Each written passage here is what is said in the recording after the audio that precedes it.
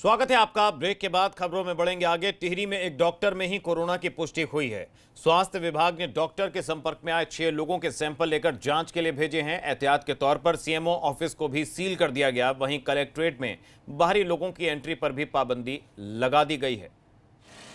में कार्य कर रहे थे, उनके जैसे पॉजिटिव आए हैं, जिलाधिकारी महोदय के द्वारा पुनः निर्देश दिए गए कि प्रत्येक कार्यालय में प्रत्येक अधिकारी कर्मचारी, बाहर से आने वाले व्यक्ति, जो भी कोई व्यक्ति है उसमें पूरी सतर्कता रखी जाए और किसी के साथ फिजिकल डिस्टेंस क्लोज ना किया जाए।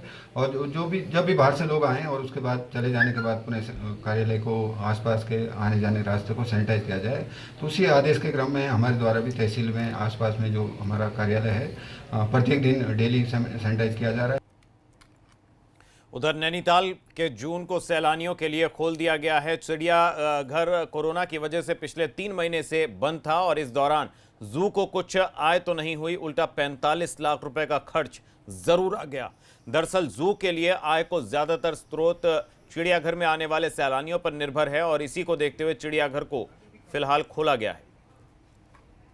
नैनीताल प्राणी उद्यान, हिमालयन बॉटनिकल गार्डन और सरियाताल वाटरफॉल को पुनः टूरिस्ट के लिए खोल दिया गया है। इसकी सेफ्टी के लिए, कोरोना वायरस संक्रमण से बचने के लिए हम लोगों ने एंट्री गेट पे touch free hand sanitising dispenser लगाया हुआ है, जिससे कि विदाउट टच कोई भी अगर जो प्राणी उद्यान में टिकट लेने से पहले ही अपने हाथों को सैनिटाइज कर सकता है। साथ ही थर्मल स्कैनिंग हो रही है। वहीं बागेश्वर में एक शख्स नौकरी छोड़कर खेती से जुड़ गया है, जिसने न सिर्फ अपने लिए रोजगार के साधन पैदा किए बल्कि कई लोगों को रोजगार भी दिया है। क्या खास है, आइए देखते हैं इस रिपोर्ट में।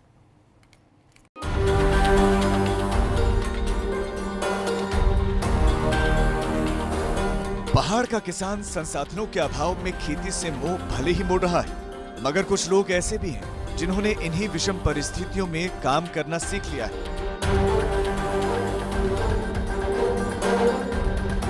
बागेश्वर के 84 गांव के चंद्रशेखर भी ऐसे ही एक किसान हैं, जो 150 नाली जमीन में ऑर्गेनिक चाय, फल, सब्जी, दालें, औषधीय पौधों की खेती कर रहे हैं। खेती किसानी से अब इन्हें साल भर में 4 लाख रुपयों तक की आय होने लगी। इसमें जो विषम परिस्थिति चल रही है, इस विषम परिस्थिति में हमें नए काम करने होंगे। जैसे हमने यहाँ खीरा उत्पादन कर रहे हैं, शिमला मिर्च है, टमाटो है, लाल मिर्ची है, और सबसे बड़ा हमारा एक चीज और है, जैसे हमने तुलसी का हमने फोकस किया। इस तरह से हमने बहुत सारी चीजें मैं आपको बताना चाहूंगा, जिसकी तेजपात है, 2000 तेजपात है, आंवला है, रीठा है। इसी के साथ साथ आपको सेब के 150 पेड़ है, जिसे तुमड़ी नाशपाती कहते हैं, प्लम है, आलू है। बताया जाता है कि 26 साल पहले चंद्रशेखर रोजगार की तलाश में गांव छोड़कर मुंबई चले गए थे। मुंबई में वो प्राइवेट नौकरी करने लगे, मगर पहाड़ से हो रहे पलायन की वजह से वो इतने भावुक हुए कि मुंबई से वापस अपने गांव लौट आए। शुरुआत में हालांकि उनके सामने समस्याएं खड़ी हुई, मगर चंद्रशेखर ने हार नहीं मानी। धीरे धीरे चंद्रशेखर का रोजगार चमकने लगा और अब वो अपने साथ गाँव के कई लोगों को रोजगार दे रहे हैं।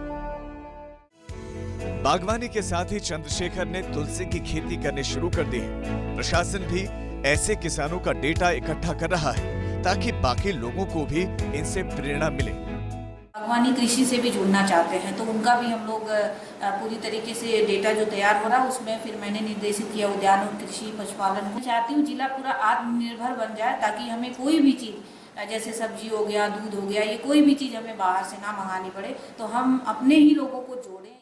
बागवानी के साथ ही अब चंद्रशेखर ने अपने घर में होम स्टे भी बना लिया है, ताकि यहाँ आने वाले सैलानी इन सुरम्य वादियों का लुत्फ उठा सकें। बागेश्वर से हिमांशु गढ़िया की रिपोर्ट, एबीपी गंगा। उधर यमुना नदी में 144 करोड़ रुपए की लागत की मंजूरी पुनर्गठन पेयजल परियोजना का विरोध हो रहा है और स्थानीय जनप्रतिनिधियों और लोग इसके विरोध में उतर आए हैं। जनप्रतिनिधियों का कहना है कि परियोजना पर काम शुरू करने से पहले उनकी कोई राय नहीं ली गई। लोगों का कहना है कि पेयजल परियोजना पर काम शुरू होने से पहले उनसे वादा किया गया था कि पहले यमुना नदी के आसपास के क्षेत्र की समस्याओं का समाधान किया जाएगा।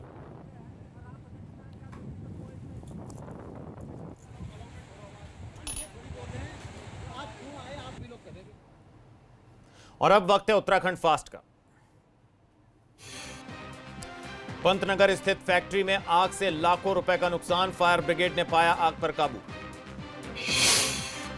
देहरादून में आधार कार्ड बनाने का काम फिर से हुआ शुरू। अभी हर दिन 25 लोगों के बनेंगे आधार।